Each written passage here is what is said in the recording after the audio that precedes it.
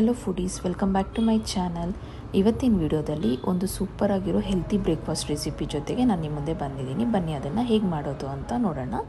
ಇಲ್ಲಿ 2 ಕಪ್ ಆಗುವಷ್ಟು ಚೆನ್ನನ್ನು ತೊಗೊಂಡಿದ್ದೀನಿ. ಚೆನ್ನಾಗಿ ವಾಶ್ ಮಾಡಿ 6ರಿಂದ 8 ಗಂಟೆಗಳ ಕಾಲ ಅದನ್ನು ನೆನೆಯಕ್ಕೆ ಬಿಡಿ. ನಂತರ ಇದನ್ನು ಮಿಕ್ಸಿ ಜಾರ್ಗೆ ಹಾಕ್ಕೊಳ್ಳಿ.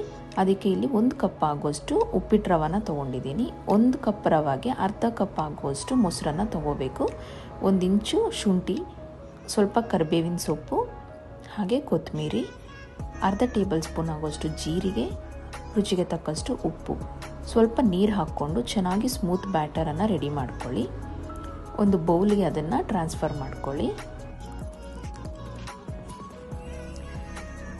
ನೋಡಿ, ಬ್ಯಾಟರ್ ಈ ಕನ್ಸಿಸ್ಟೆನ್ಸಿಗಿದ್ರೆ ಸಾಕು. ಇವಾಗ ಹೆಂಚನ್ನ ಬಿಸಿ ಮಾಡಿಕೊಂಡು ದೋಸೆ ಹಿಟ್ಟನ್ನು ಈ ರೀತಿ ಸ್ಪ್ರೆಡ್ ಮಾಡ್ಕೊಳ್ಳಿ ತೆಳುಗೆ. ನಿಮಗೆ ಬೇಕಾದರೆ ಇಲ್ಲಿ ಕ್ಯಾರೆಟ್ ತುರಿ ಹಾಗೆ ಸಣ್ಣದಾಗಿ ಹಚ್ಚಿರೋ ಆನಿಯನ್ನು ಕೂಡ ಮೇಲೆ ನೀವು ಹಾಕ್ಕೋಬೋದು. ತುಂಬ ರುಚಿಯಾಗಿರುತ್ತೆ. ಹಾಗೆ ಸ್ವಲ್ಪ ಎಣ್ಣೆನ ಹಾಕ್ಕೊಂಡು ಎರಡೂ ಕಡೆನೂ ದೋಸೆನ ರೋಸ್ಟ್ ಮಾಡ್ಕೊಳ್ಳಿ. ಕ್ರಿಸ್ಪಿಯಾಗಿರುತ್ತೆ. ಮೀಡಿಯಮ್ ಫ್ಲೇಮಲ್ಲೇ ಈ ದೋಸೆನ ಕುಕ್ ಮಾಡ್ಕೊಳ್ಳಿ.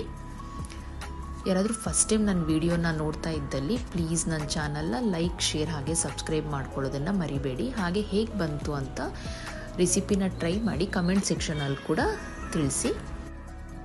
ಬೆಳಗಿನ ತಿಂಡಿಗಂತೂ ಒಂದು ಒಳ್ಳೆ ಹೆಲ್ತಿ ಬ್ರೇಕ್ಫಾಸ್ಟ್ ರೆಸಿಪಿ ಇದು. ಟ್ರೈ ಮಾಡಿ. Thanks for watching.